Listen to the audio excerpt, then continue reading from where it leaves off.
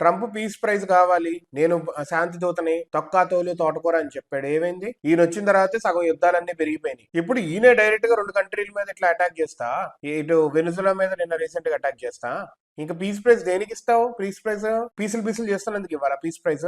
నీకు నచ్చకపోతే నువ్వు అటాక్ చేసేస్తావా? నీ ఇష్టమేనా మొత్తము అన్నట్టుంది ఇక్కడ పరిస్థితి. ఫైనల్ గా ఏమంటున్నాడు ఇప్పుడు? ఇప్పుడు ఆ కంట్రీలో నేతను తీసుకొచ్చినప్పుడు అపోజిషన్ వాళ్ళు లేకపోతే ఆ కంట్రీ వాళ్ళు have to rule that nation. ఈయన ఏం చెప్తున్నాడు? For now America will run this country అంట. అమెరికా రన్ చేస్తుంది. American oil companies will go and make a deal of that. అంటే ఈ డబ్బులన్నీ అమెరికన్ కంపెనీస్ కి వస్తాయి. వెనిజులా ఇప్పటికైనా స్టేబుల్ గవర్నమెంట్ వచ్చి అమెరికన్ కంపెనీస్ ఉన్నా కానీ ట్యాక్సుల ద్వారా వీళ్ళు డబ్బులు తీసుకుంటేనే వెనిజులా డెవలప్ అవుతుంది. మీ కంట్రీలో మీకు స్ట్రాంగ్ హోల్డ్ ఉండాల్సిన అవసరం చాలా ఉంది, లేదంటే మీరు ఇబ్బంది పడుతూనే ఉంటారు. వెనిజులా చాలా పెద్ద దేశం, అది. You have to be very strong. వేరే కంట్రీస్ మీకు ఇప్పటి నుంచైనా start developing. You have to start develop. America వాళ్ళని వెళ్ళగొట్టండి. వాళ్ళు వెళ్ళగొట్టాలంటే ఫస్ట్ మీరు స్ట్రాంగ్ ఉండాలి. ట్రంప్ ఏం చెప్తున్నారు? అపోజిషన్ ఆ లీడర్ ఆవిడ తీసుకుంటదేమో అనుకున్నారు, కానీ పీస్ ప్రైజ్ వచ్చింది ఆవిడకి, నోబెల్ పీస్ ప్రైజ్. ఆవిడ తీసుకుంటారు అనుకున్నారు, కానీ ఆవిడకి దేశాన్ని నడిపేంత సత్తా లేదు.